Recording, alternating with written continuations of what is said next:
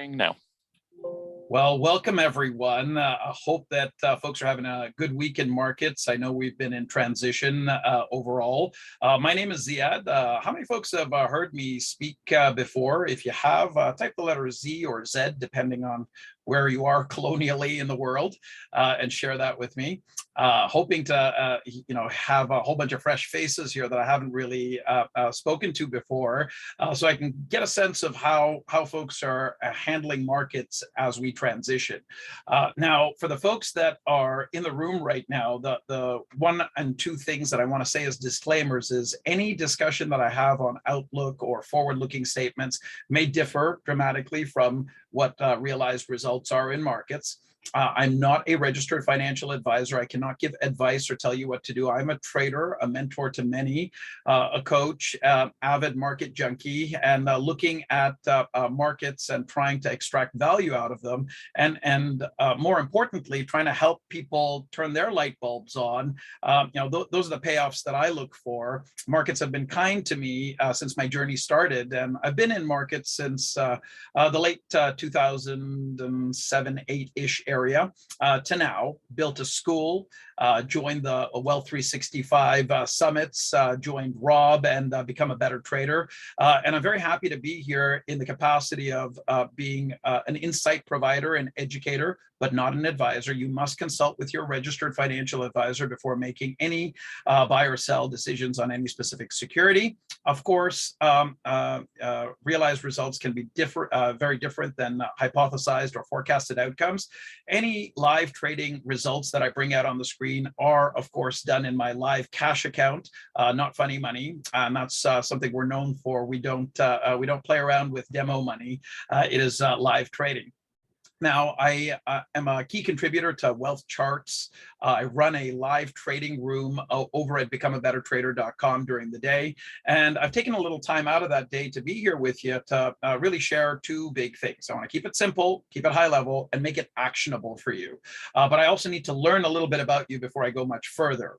So I'm going to provide you my current state of the market assessment and my outlook on the market moving forward in terms of days to weeks. I'm also then going to introduce you to the way that I kind of process information via a suite of tools, and then land on a process for swing trading intraday, intra-week, intra-quarter, and thereon after.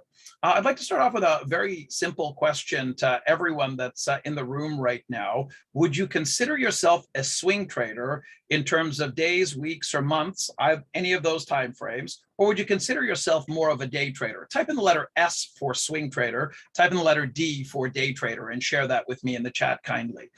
So thank you for the folks putting the results in. We've got quite a few day traders in the room relative to swings. So the interesting part about the strategies and the insights that I'm going to provide, they're applicable on multiple time frames. Obviously, nuances depending on duration will be there, but they're applicable across multiple time frames. Okay, so that's great to know. Keep the results coming in. I'm seeing about a 50-50 split, maybe 55-45, leaning to swing traders. So thank you for sharing that with me. I appreciate it. Now, the next question that I have for you is where do you think we are? So this is a chart that kind of depicts time on the x-axis, phases that the markets tend to go through over and over, and then valuation, of course, on the y-axis or the vertical axis. Now, I'm going to put up three letters, and I'm going to ask you your very simple, conviction opinion. Are we in the state right now where we're headed up to a new paradigm, higher high in markets? You'd probably vote with the letter A. Do you think we've already hit that higher high and we're there? You hit the letter B. Or do you think we've already come over the edge and we may be in this trap type phase where we're trying to return to normal, but we've already gone over the slope? In that case, type in the letter C and share that with me in the chat. And it's okay if you don't know, for the folks who may be typing in don't know. The reason I start with this question is if you don't know where we are, and don't have at least an opinion that's informed by analysis on where we may be going, it's going to be very difficult for you to fight the market tide that you may be up against. When markets are rising, everyone's a genius. When transitions happen, everyone is deer in headlights and shops that have a lot of high-powered insight tools, powerful tools that can help with decision making, tend to take decisive directional choices and have appropriate duration with that. Now, I think that we are in the phase somewhere between B and C. That's my personal opinion based on cycles and analysis that I can provide to members of the active trader room that I run over at BecomeABetterTrader.com. And to wealth charters that listen in during the morning sessions and throughout the week as well. So I think we're somewhere between B and C. I see a lot of the votes are kind of lining up that way. So I can get a good sense that the group's got their heads in a fairly decent spot. So I appreciate that. Thank you, folks. Now, the next part of insight at a high level that I want to provide is we are in a necessary transition. Back in March of 2021, if you happen to have attended the Wealth 365 Summit, first quarter of 2021, last year, I brought up a chart and it was a big bubble. And inside the bubble, I wrote everything. And I had a pin coming at it. And that pin was labeled inflation. And I made the statement that I don't know when that pin pops the bubble. And I also made the statement of, which is all recorded, so folks can look back. I made the statement that we're in a spot where the Fed necessarily is going to be late in terms of their action. This is normal par for the course type process. And then we end up seeing them chase the fix, and it ends up slowing the market down, economy down really fast, and the market prices that in ahead of time. We all know that the equity market is a discounting mechanism, tries to discount 6 to 9 months of the future into now, doesn't quite always get it right. And typically under a 3-month time frame, lots of emotional or sentiment-driven decisions lead to positioning that could be overly bullish, overly bearish, and can flip around quite a bit. So what we saw back in 2018 is what we're getting a taste of this year. Markets had risen to heights into the back end of 2017. The red line is the S&P here on this chart. And that was on synchronized growth. Cryptos, cannabis were going nuts. Folks were mortgaging their home to open up Bitcoin mining operations. You might remember that time. Equity markets were going straight up as the entire globe was green with their PMIs. And what happened? Well, Powell, newly installed as chair of the Federal Reserve, the most important central bank in the world, came to us and said, economy's strong, central banks got too much on their balance sheet, we're going to quantitative tighten. What does that mean? They're going to pull liquidity from the market. It's just like taking a rate hike. It's just a different way to go about it. And what ended up happening at the very beginning of 2018 was it broke bad with markets when we got jobs data that came out stronger than expected at the end of the month of January, beginning of February. And we saw what was then termed as Volmageddon. Everyone was shorting volatility because no one saw a reason for vol to rise. And we had a major explosive move. I'll zoom in on that a little bit over here. And that was January to February, March of 2018. And we're in the heart of a trade war. We've got a Fed that thinks that they are still going to tighten rates and they are going to quantitative tighten. And what ended up happening from roughly March all the way to September was the markets rose. And then it came to a halt with a very hawkish Federal Reserve presentation from Powell. It might have been in Argentina, end of September. I think it was September the 26th of 2018. And he ended up doubling down on economy strong, trade war doesn't matter, rates are going higher, and it led to Red October. And then the Christmas massacre, as it was termed, until they did what? They came in and infused the market with money in the last week of December of 2018. And then literally at the beginning of 2019, Bernanke and Yellen flanked Powell. I think it was Friday, January the 4th of 2019. And he walked back that balance sheet normalization comment. Now, this go and what they've well telegraphed since September of last year is they're going to tighten. They have to combat inflation. They're late, which is expected. That's par for the course. And we're effectively in a spot now that's a little different than the way that they wanted to tighten and do stuff back in 2018. This time, they have to fight a problem that is much bigger in a market level that is much higher, in an economy that is admittedly bigger, but slowing at a bit of a faster rate than what we saw into the beginning of 2018. So we've got different undercurrents this go around, and we've already seen that first correction. back over in December of last year to members of the Active Trader Room, I communicated I want to own the things I need, not the things I want. Translated, that is something like I want to hold XLP, consumer staples, rather than XLY, consumer discretionaries. And that worked out fairly well. At the beginning of the year, in January, I came out and I said, hey, I think I'm in a spot where I'm not seeing a clean line of sight that equities are going to be the end all and be all, but inflation hedges and commodities have a higher probability to run.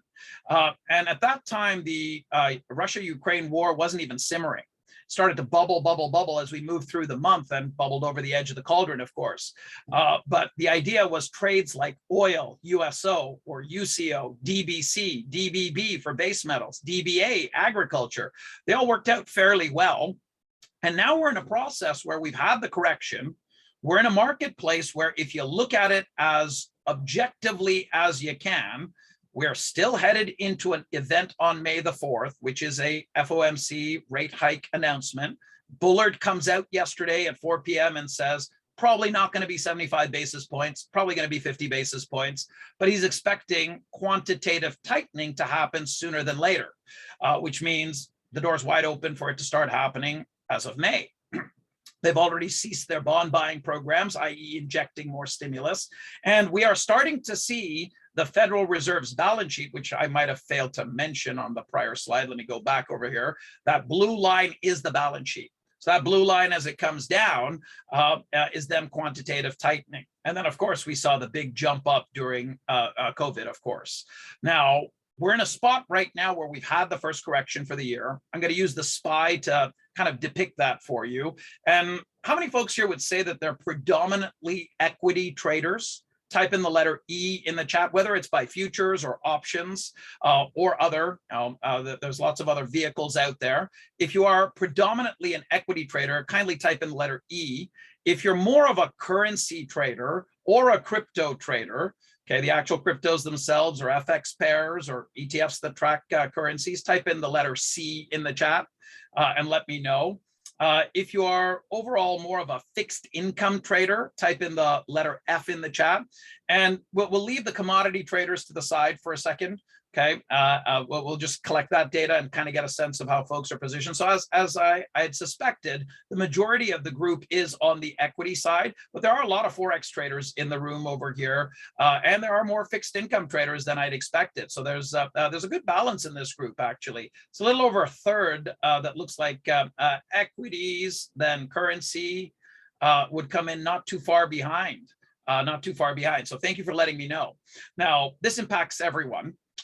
But one of the ways to kind of figure out what's likely to happen is understand the policy setting, hawkish, and they're likely going to go more hawkish than the market expects on May the 4th. And we've got a period of time where we've already seen a correction. The threat of nuclear war during the epicenter of the lows that we saw at the end of February did not break the market. Everyone was hedged out to the point of the market having a natural cushion, readying to actually bounce if things didn't fall apart. And in fact, they were one of the reasons why things would probably not fall apart. And into the middle of March, where we got their last policy statement, everyone out there had gone through Russia-Ukraine crisis, threat of nuclear war, and the market's not fallen apart. We get into the middle of March, which is right in and around here, and hear from Powell, uberly hawkish. Next 6 meetings are live. 50 basis points rate hikes are there. Jamie Dimon's effectively calling end of loose money. Traders from preeminent houses going, good times are over. And what happens next? We go straight up. Now, this entire move was an unwind, as I'm sure you've heard from many other sources, of fast money, hedge fund type positions. And if you think about fast money, out of the entire capitalization of equities that exists out there, about a handful of percentage points turnover each day. And that would be considered the faster money. And a lot of that is algorithmic, computer driven, but someone has to instruct the direction, of course. So we did see that unwind lead to this bounce, and this bounce came very close to the top of a box that we theorized. We theorized this back in September, October, November of last year. Effectively in December, we made it official to members that we think we're going to see a correction somewhere between Jan 15th to Feb 15th. and I was bullseyeing the end of January. We ended up seeing it a few days before the end of January on the 24th and had that full correction. And what you've got on the screen over here is a retracement. Okay, from the highs of January the 4th to the lows of February the 24th. These are daily candles, and you've got a box around here. And the reason I bring this up is equities tend to be a leading indicator, but they are tethered and to pretty much everything else. And there's a lot of things that they tug as well. So we know that we're in a box right now. We know that we're in a week where we ended last week at a support structure.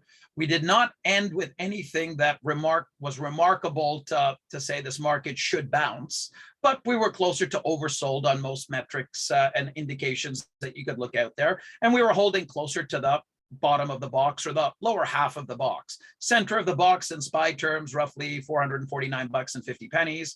On the ES, that would be around 4,500. And we ended the week in SPY terms closer to 437 on the SPY ETF with oversold conditions in play.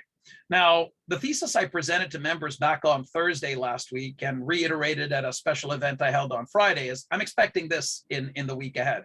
For those that happen to have been there last Thursday or Friday, just type in the letter Y in the chat to let me know if you were there. That's really just for me, obviously. So feel free to let me know. But we are seeing this, okay? We are seeing this. And how we got to that was not an easy process, but it was a process. We acknowledge that there's multiple ways things can play out. We stack the odds on the side of the scenario that's more likely, then identify the individual areas that are going to rise the fastest with a rising tide, then find that security that has a better chance to outperform. And that becomes a target to trade. It could be a day trade, it could be a swing trade, it could be equities, currencies, fixed income, commodities, futures, options, it doesn't matter. Everything out there that is liquid is effectively tradable, but it's not advisable from my perspective. Like I wouldn't tell myself 10 years ago, go out there and try everything. Focus in a couple of areas and get deep would be what I would have told myself back then. I always like to bite off much more than I can chew, as I'm sure you can start to tell through this conversation. Now, I brought that chart up. I'll bring it back up again because it's got some directional outcomes that are directly related to where I think we may be going. But I want to first kind of communicate in writing a summary of what some of the words were you've just heard. We've got hawkish monetary policy. There's no question about that. Is it going to be more than what the market expects? My assessment is likely. So we've seen a dove turn into a hawk. Brainerd talked you through quantitative tightening a week and change ago. We've seen Bullard double down on quantitative tightening has to start sooner than later. But have we actually seen the central bank's balance sheet actually shrink? We can actually pull up the live Fred chart over there. I think I have it here somewhere. Yeah, I got it here.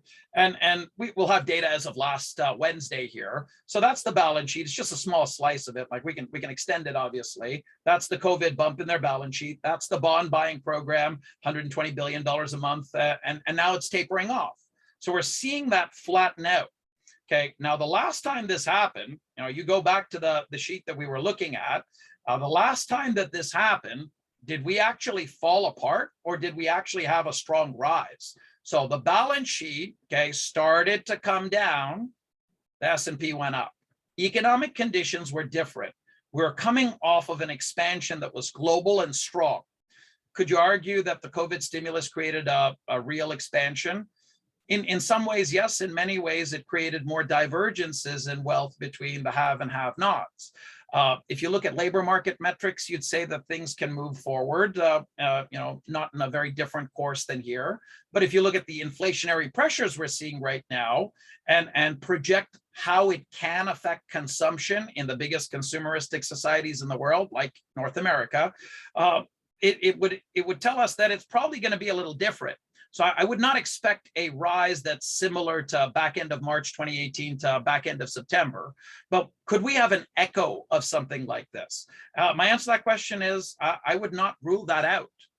What I've been saying to members is I'm wary of what can happen on May the 4th or surrounding.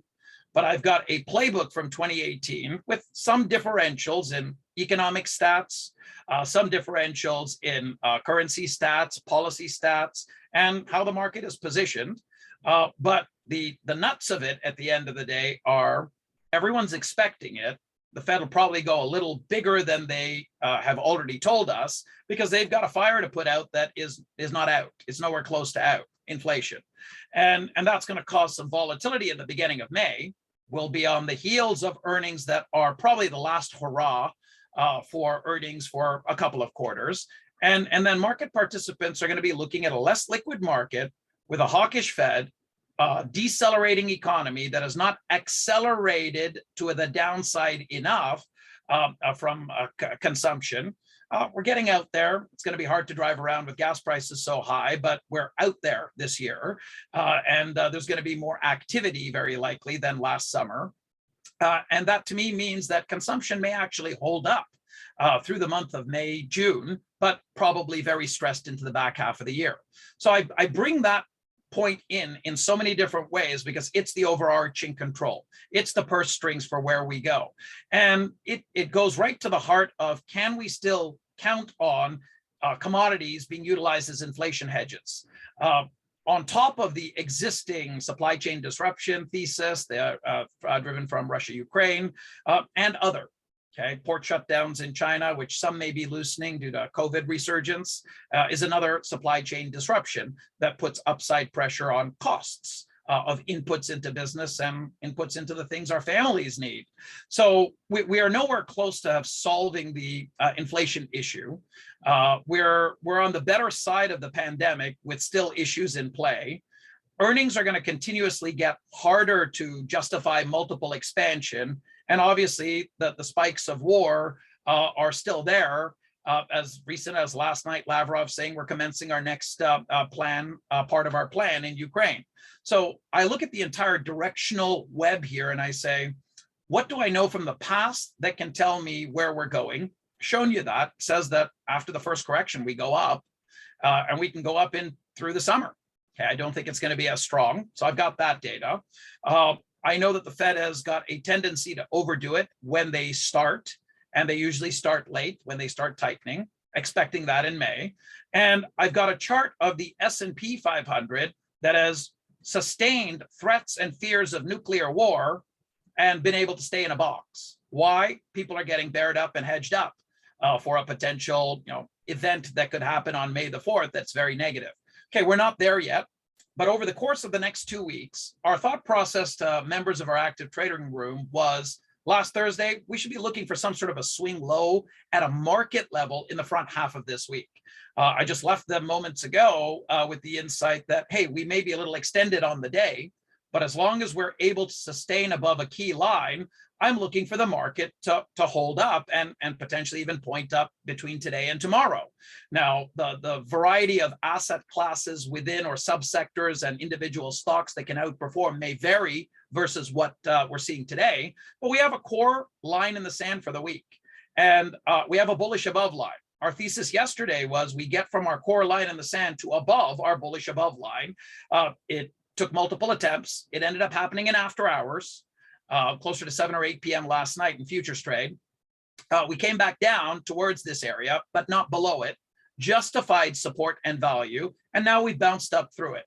And most of it short covering. There's not too many questions, but it's a directional outcome that has a pattern backing it that tells me in today's trade, if I come back down to 44.08, test it, or there and abouts, call it a 10-point radius around there and hold, I'm still looking for a rise in the market between today and tomorrow. That rise could sustain towards the end of the week. But I have some grave worries about next week, and especially the week where we get into May the 4th, which is a Wednesday, a couple of weeks from now, by the way. So the way that I would think about process in terms of swing trading between now and May the 4th, very tactical, very short-term mindset in duration, but not off base to look for longs in things that are not very strong, that'll be covered in terms of being overly shorted.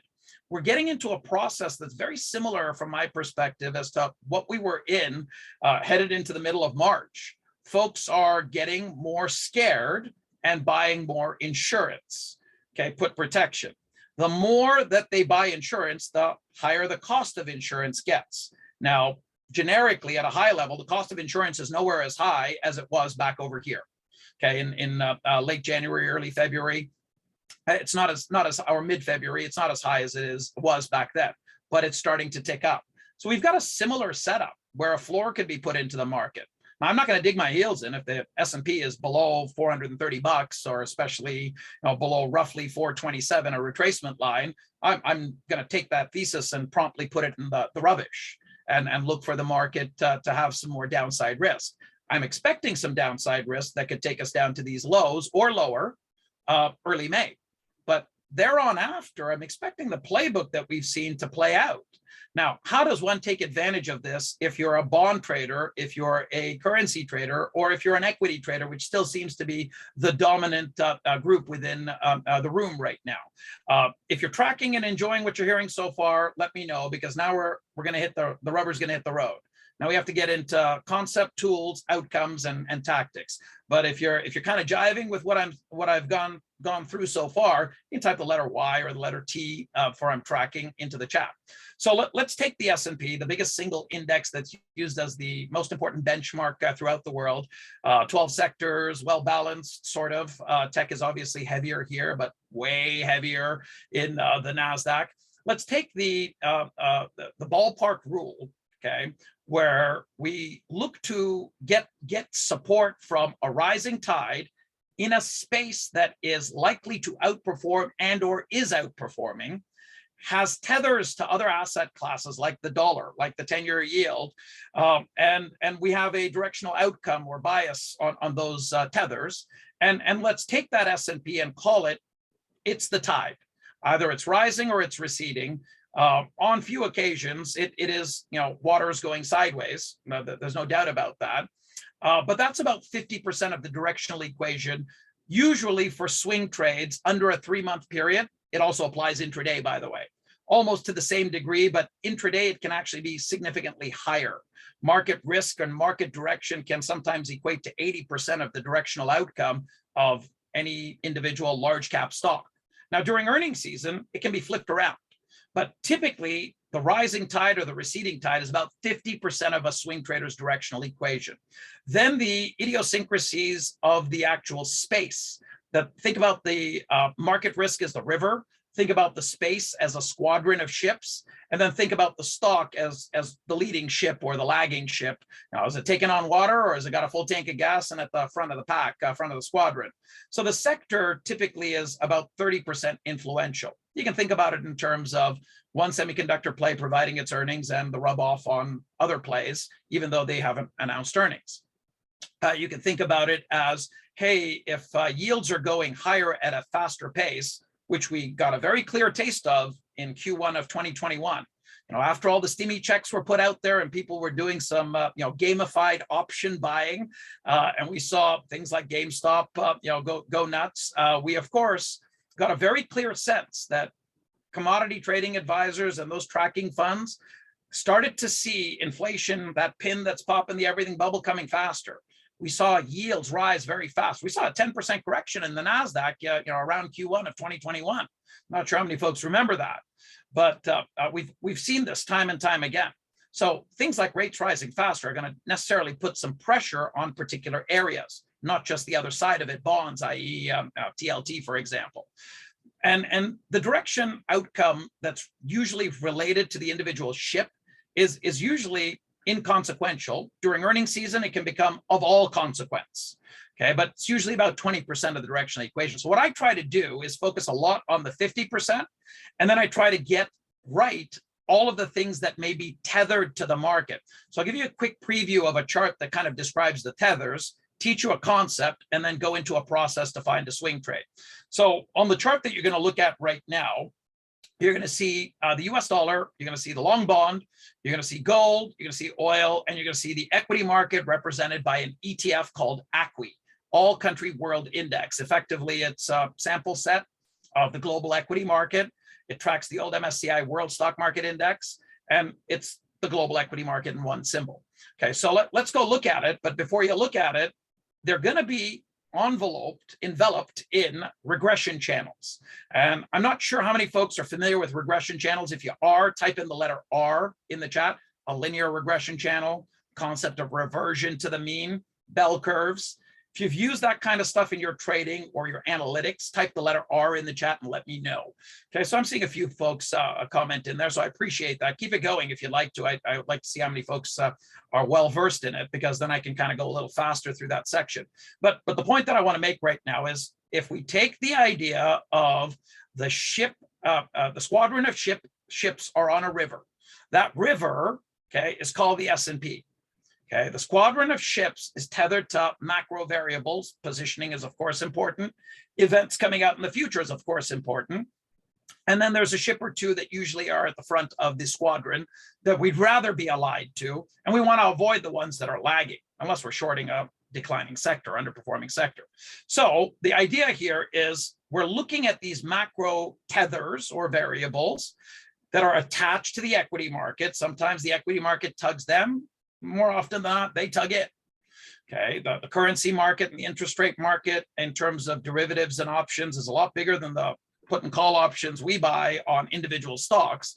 It's about 100 times bigger, and it's the biggest market out there. So if we understand currencies, and that's related to policy, which is shaped based on people's votes in the Fed, for example, or other central banks. And that is based on data that we all get to see, but it's usually after the fact that, you've got a move. We want to have an idea of where it may be going so we can prepare for a move. So when we look at the dollar, what I've been pounding the table on since Q1 of 2021, dollar's going higher. Here's my reasons. We said June onwards, we're likely going to see a stronger dollar. Now, decade-long regression is what you're looking at on the left-hand side of the screen. For those of you that are not familiar with this, I'm going to cover this concept for you in just a moment. But think about the center line of this channel, top line red, bottom line green. The center line is a best fit line. It depicts the normal likely outcome direction, ascent rate, slope, if you will, of the dollar against time. And the time goes back to March the 9th, 2009, the bottom of the great financial crisis. So what you can see over here is the dollar has come through the center of the channel. Each time we've seen that happen in the past, what has it done? It has gone closer to the top of the channel. Are we at the top of the channel? No. Do we have more room to go? Pattern in the past says likely. Okay, I'm never going to tell you what will happen because I don't know. Anyone that tells you what will happen has probably gone over to La La Land and thinks that they can predict things with perfection. I can gauge probability and odds and then make a better choice with tools. So one of the tools here on my wealth charts is a regression channel layout. And this layout effectively shows me that I've got the opportunity for a continued rise in the dollar over the mid to longer term. Short term for me on swing trading basis, not day trading, swing trading, is days to a week. Midterm is weeks to a month and change. Long term for me is 3 months. So from a mid to longer term perspective, I haven't topped out on the dollar, not on a half-decade channel. But when I look at channels that go back to the June of last year, go back to the COVID-eration moment back on March 2020, I'm really extended. Now, this tool works on the concept of a bell curve and normal distribution. Most will argue that markets are not normally distributed, but do we look backwards at a chart and look left to try and figure out what's happening right now and what could happen next? That's what charting's about. That's what technical analysis is about. Where do projections come from? It has to be a basis of comparison. So my argument and part of the 4 or 5 pillars of my own trading practice is finding outliers and looking for reversion to something normal. You can call me a partial mean reversionist, but that's one of my many pillars. So I look at the chart over here and I say the dollar's way extended. What's driving it right now? The Bank of Japan has said, by no way, shape, or form are we going to let rates rise. We're going to buy every Japanese government bond out there and don't care where the yen goes. Okay. At some point, they're going to slow down their buying of Japanese government bonds and the yen will stabilize. My outlook is that happens around 129 to 130. I don't think it would take a genius to figure that out for an FX trader. And we're not that far away right now. So when that happens, the outflow from the yen that's going to the dollar predominantly, some is getting into caught in the euro, of course. You can see that in the euro JPY, of course. But you're getting an idea very clearly that the dollar is extended. The yen has been let to free fall. That's not likely to continue into perpetuity. And we're at a crossroads where we're extended very far away from normal. normal going back to June last year, normal going back to March of 2020, but we're not extended going back to the month after Yellen took the first rate hike that the U.S. had seen in years. That was on December the 16th, 2015. And what did she do after that? She turned full dove, right? She delayed the next rate hike. But in any case, that half-decade channel, we haven't seen it top out. Haven't seen it top out on the channel that goes back to the great financial crisis. And we are in that topping area here. So for all intents and purposes, the dollar is coming into an area where it is more likely to either have a dramatic blow off top or pause and have a minor pullback that is probably temporary into May the 4th. Accompanying that likely is a flattening out of the yield curve. The 10-year yield and the dollar usually move lockstep, not always. And one way to look at that is TLT. It's the other side of the 10-year, 20-year yield, really, onwards. You can see the TLT has gone way, way lower than where it should be. This implies that we're going to be running into a moment where the dollar tops out, bonds bottom out temporarily, and we have an opportunity for the market to give us a bounce. I think we're in that bounce this week. I am not sure if that bounce is going to last all week and move into next week. I am fairly sure of what I'm going to be doing into May the 4th, and that's going to be getting flat on most things and having most of my liquidity held in US dollars at that time. And then I'm going to be looking for the directional outcome from there, where my expectations would be they overprice in hawkishness into the dollar. It tops out officially for a period of weeks to a month or two. And then we've got an opportunity for precious metals, which have not fully completed their move. There's gold. Okay, it has not completed its move. It's had one test of the top, and we've seen what's happened in the past. Tends to hug the top end of that 10-year plus regression channel. Now, through all of this, you may be wondering what happens with oil. It's a complicated issue. I'll put that to the side for a moment. But let's go right down to the equity basket at the bottom. I want to make no bones about it. Equities are overvalued. Don't think anyone would disagree with that. Most of you voted for B or C on that valuation and phase scale that we looked at the beginning of this Prezi. So we have an idea as a group that we are overvalued, and we can confirm it with fact. But when we look at it in the now, we may be actually undervalued. And this comes back to, well, where do I find the swing? What is the opportunity? Now, for those of you that may not be familiar with mean reversion, very quick lesson. Bell curve, kids in a school, not everyone's an A+, not everyone's an F. Most of us can center around B-, C+. Standard deviation is like putting a fence on the grades in that school for one purpose. I want to know where the outliers are. I can take that concept where some of you have told me that you use linear regression channels or even Bollinger Bands, that has a 20-period average and then a 2 standard deviation envelope. People can do it with Keltners, can do it with all sorts of types of envelopes. Bottom line is, if you're a swing trader, you recognize that emotional roller coaster has peaks and troughs. If we can pinpoint those peaks and troughs with a tool that's easy to use, simple to understand, and put it in a process where we have a good idea of what's tethered to the equity market and understand that equity market is like a river. That river is either going to flow up or down. And if it's in a sideways range, which, we must arguably say we've been in one for quite some time now, with some fairly volatile moves around it. You've seen the chart over and over. I'll bring it up again, though. We're in a box, okay? And this is a range where we can have swings occur. And my thesis for members was we probably are going to see a swing low this week. Happy to see that that's right so far on the day, and happy to see that what's rising is giving me similarity to what we saw rise after the Fed event in March, which means that folks who had got really aggressively short at the top here or on the way down on junkier items, they're getting burned and they're forced to cover. And as they're forced to cover, we see the market get a little lift. Things that are fast and shiny tend to attract more folks, and that's kind of where we are. So what we've ascertained to this point is bounce this week likely, next week volatile, May the 4th is rate day, and thesis is a positive outlook from May to potentially end of June, July. That's my outlook. If that changes, of course, in advance, I will communicate that to members. Now, taking that thesis, taking the short-term directional outcome of a swing, and then translating it into what could be the longer term. If we come down on May the 4th and take out the lows, I think we could see the market down towards 4,032 on the S&P E-minis. Some would say it comes all the way down to fair value, 3,500, doubtful, in my opinion. But 4,032 to 4,067 is where I would say that the worst case scenario for the S&Ps could be. That's a little over 10% from where we are right now. Okay. Now, in order for me to take advantage of the short-term move and then prepare for the longer-term move, I need to have the idea of the rising tide or receding tide straight. I need to understand which spaces are likely to outperform, and then I have to find the right stuff.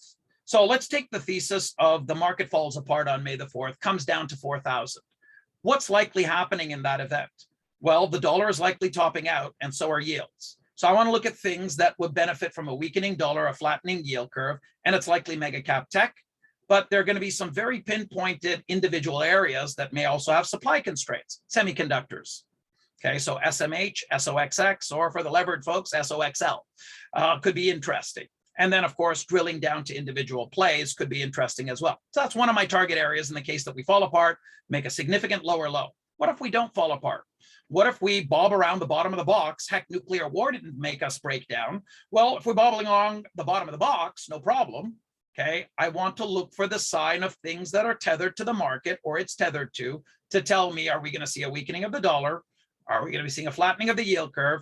Are we going to see the internal positioning structure of the market still very heavy on put protection? Okay, I look for a bounce at the bottom of the box and I look for similarities of what I want to transact at that point, as per what I'm seeing at the beginning of this week, what I saw in the middle of March. So junkier stocks that are higher risk that don't make a lot of money in the tech land, biotech names that don't make a lot of money, small caps that don't make a lot of money would all be targets. What would also be interesting at that point if China is open is China, KWEB at that point. So those are some ideas for you. And again, this all lands you to a process. That process has to have fact-based tools to drive it. And that's where we're going now.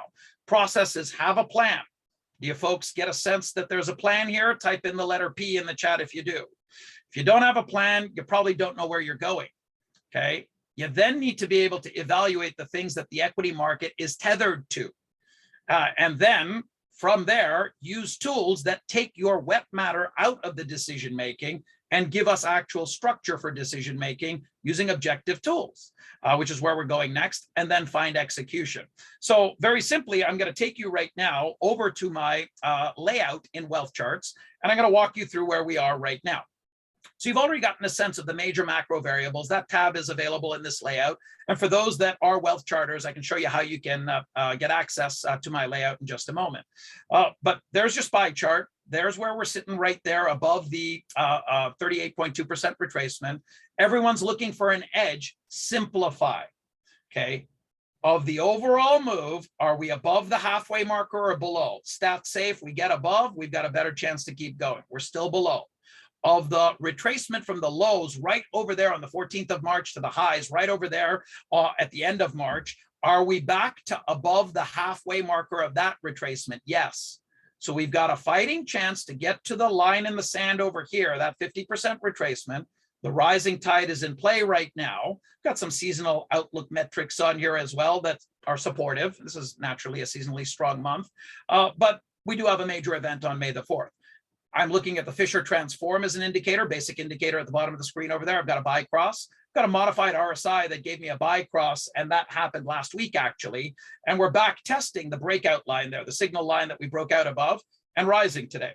Okay, am I gonna be gung-ho? Let me put it this way. If all you could buy is the SPY and the market is gonna close in 30 seconds, would you be at a full position long on the SPY expecting days of upside from here? If you would be at a full position, type in the letter F. If you'd be at a half position or lower, type in the letter H. If you'd rather short this thing, type in the letter S and let me know in the chat. Share your positioning or trading decision. And again, it's a hypothetical, doesn't cost you anything. Help me understand what you've gotten out of the session so far. So my answer is I'd be at half or less. I don't have confirmation that we're in the upper half of the retracement. I've got a major event in a week and a half, 2 weeks from now. I do not want to be in front of a freight train, but I've got some positive things happening. So where do I decipher that from? Retracement and on-screen chart coming from some thinking and understanding the placement of things that are tethered to the market. Do I have a crack down signal on the dollar yet? Nope. Do I have the 10-year US Treasury yield coming down? Do I have junkier bonds being bought enough to tell me that things are going to be better? No. So I can go over just as a proxy to that entire yield bond conversation. Look at TLT. Okay, TLT is at a historical important low level, and very simply, and by the way, you can get all of the markings on my charts as well with my layout. We're back to 2019. Where are we back to? We're back to the spot where Powell gave up on his quantitative tightening. We are about to embark on quantitative tightening. So something's got to give at the beginning of May. And I think that if the Fed wants cover to slow down its fight on inflation, it needs to cause a move down that's more dramatic for the equity market, which is usually a signal that precedes a faster economic slowdown, which in and of itself will take care of inflation. So if they overdo it at the beginning of May, could we see TLT go lower? Yes. We could actually be back into that moment in time where we were in red October of 2018 before we get a bounce. That's in the low teens on TLT. So fixed income traders, we're not out of the woods. I'm not looking at this yet and it's not telling me that we're done yet. Okay, we could see a significant lower low. 112 is a bullseye. It's really a range from 116 all the way down to 112. So do I have yields topping out yet? Do I have bonds bottoming out yet? Nope. Am I at the bottom of channels that I just kind of taught you a little bit about? Yes. Should mean reversion kick in? Yes. Is it a more likely outcome? Yes. How long did it take this go around? So take a look at the time scale at the bottom of the screen. February 2021, until we got into that channel again, we were in the middle of April. Okay, a month and a half to 2 months can be traversed below the bottom of the channel. There's proof right there. So we're not out of the woods. Is the dollar in a spot where it's topped out yet? Have they stopped buying Japanese government bonds? No. Is that likely to slow? I've heard so for this week and towards the end of the week. That could create a nice little pop in the euro, by the way. In any case, you've got the dollar extended to an area where it was when we were COVID-erated back in March of 2020. So I'm not at a spot here where I've got a clean signal that says all is well. Now I can go from here and then go back and say, I need to know where I'm placed. So I'll look at the SPY against the month-to-date VWAP cone. VWAP sloping down, trying to get to the VWAP.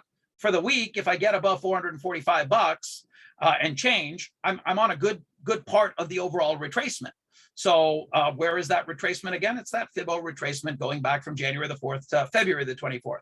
Getting above 445.30 is good. So I know right now that I don't have a top in the dollar. I don't have yields bottomed. I'm getting closer to that. I have not yet come up into the upper half of that month-to-date VWAP cone on the S&P using the same principles of reversion. These are just half standard deviation increments. I look at the market positioning using a tick tool that I built that's available in my layout as well to all wealth charters. And I look at that moving average on a weekly basis, and I go, each time the red line gets into a bottoming area, which is these horizontal green lines, we see the SPY move up. Okay, well, we saw that happen here. Okay, we saw a lower low in price with a positive divergence in it over here. Again, another positive divergence with similar lows. And here we are with the SPY rising today. So we ascertained that last week. And that's why we had more of a long side bias. One of the reasons we had a long side bias. I can get into my intraday template and start to really work the inside of the day decisions. But I want to take you back for a second here to a toolkit that is simple and available to all wealth charters out there. I've put the synthetic S&P E-mini futures on here, and includes a slew of available with your existing membership on wealth charts indicators. These are for annual members though. I'm going to just expand the page over here so you can kind of see some of the tools that are put in here. I'm sure you've all heard of legendary trader Rob Hoffman. And I'm sure if you've attended the Wealth 365 Summit, you heard that he introduced a bunch of these additional tools for annual subscribers of wealth charts. So the Rob Hoffman breakout forecaster, the champion trend indicator, the wealth charts breakout signal, the IRB buys and sells and reverse buys and shorts are in there. And there's an adaptive trailing stop as well. I don't think I've got that one on here right now, but neither here nor there. You've got the meat of it right now. And what I want to do is I want to give you a directional signal with some power right now on the market and on one of your favorite stocks. So type a symbol in for me in the chart right now. And I want to show you the power of this toolkit to help me with the remainder of a potential swing this week. And then how am I going to use this tool as we head towards May the 4th? So break the chart into two pieces. Okay, draw a line down the center for yourself. Let me just make my head a little smaller over here. And take a look at the left-hand side of the screen, which has a 4-hour chart, daily chart, weekly chart, and look at that as someone that is a swing trader on a basis of days to weeks, maybe a month or more. Okay, then look at everything on the right-hand side of the chart and treat that as someone that's swing trading intraday, maybe overnight, hourly chart, 5-minute chart, 1-minute chart. This is my standard configuration for a multi-time frame dashboard. Now, I came into the room this morning with live members in the active trader room. Everyone's hot and hungry for trade ideas. And by the way, it was a great day in the room this morning. Lots of green on the screen from what I saw, from what members communicated, and for myself as well, which was kind of nice. Was yesterday as well. And look, we're not here to hit grand slams every day, but double is not bad each day. Sometimes singles are not bad each day either. But bottom line, I came into the room today and I let members know I think we're going up. This is on top of the thesis I gave them last Thursday. And I brought this tool in front of them and I said, take a look at the signal on the S&P futures. It cannot be clearer. We are in a buy zone as of April the 18th, 8 p.m. Eastern time. Okay, right there, you can see it on the bottom of the axis. Now, did we go straight up from there? No. We got a buy signal. We got a wealth charts breakout signal. We went down a little bit. Did the buy zone go away? It can keep you in the position. Okay, the idea was long. And I let members know I was looking for a move that would take me up to about 44.08 overnight, probably come back to test 43.67, and then we go again. And that's pretty much what the tool validated and egged me on. We got another buy dot over here, and that was really the 9 a.m. hourly bar, and we were off to the races. So I came in with the hourly chart, which tends to be boss for the day for me, configured to say likely we're going to rise. And then the 5-minute and the 1-minute chart are more nuanced. They can help me play within a existing move inside the day, and the 1-minute chart surely can. So right now, what do they both say? The 5-minute chart is still in a buy zone. Is the market extended? By all measures. Now, I've got another suite of indications that we can look at my next presentation this week, which will be on Thursday. We can drill even deeper, but there's so much to plumb over here right now that we're probably going to do a lot more on this in my next presentation as well. What we can see on the daily chart down to the 1-minute chart right now is I don't have a strong basis to exit longs. I want to see if I have a strong basis to renew longs right now and have that market tide rising for an intraday swing trader. So you're going to connect these dots to the day over day, week to week in just a second. But the idea is right now, if I was looking for a fresh long, I want to see at least on a 1-minute chart, a new buy. Oh, there it is. I just got a new buy zone signal put in. The 5-minute chart's got it stopped below it, and we're still in a buy zone. The hourly chart's still in a buy zone. So do I want to short this market right now because it's overbought? Yes or no? Let me know. Do you think I want to short this market right now because it's just overbought? Yes or no? Okay, feel free to, yeah, I'm getting the right answer in the chat. So tactically, I don't have a signal. Now, if that 1-minute chart, which it's a 1-minute chart, it can change in a minute, folks. Okay, if the 1-minute chart signal changes and forces a signal change on the 5-minute chart, I want to remove longs. If the 5-minute chart breaks below the zone that is clearly identified as the last leg, okay, which is roughly 442 on the synthetic FSPXM, it's about 7 points higher, so call it 44.35 on the S&P E-minis.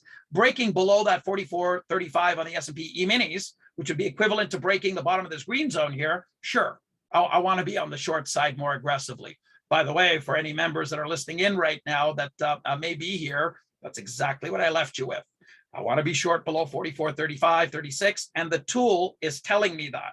It's taking my thinking, my wet matter out of the equation. It's making it objective and unemotional, which is what I strive for. That's my most prized possession. As soon as you go on tilt one way or the other, it's very easy to lose perspective and then basically lose. The hardest part is actually looking yourself in the mirror and doing what you should be doing, or what I should be doing, which is just follow rules. And following rules is one of the things that discretionary traders have struggles with.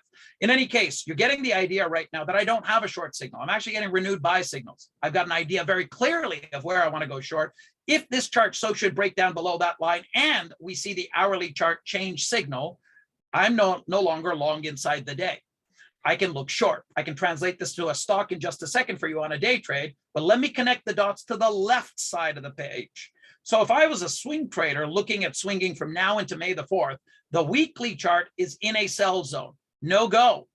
I've got it literally telling me, champion trend, breakout forecaster, wealth signal. They are all powerful algorithms layered on top of price, and it's fractal. So I can change time frame at will, but I tend to find this layout works the best for me. And it's telling me right on the surface, this is not a moment to take the bet on the long side and all will be well.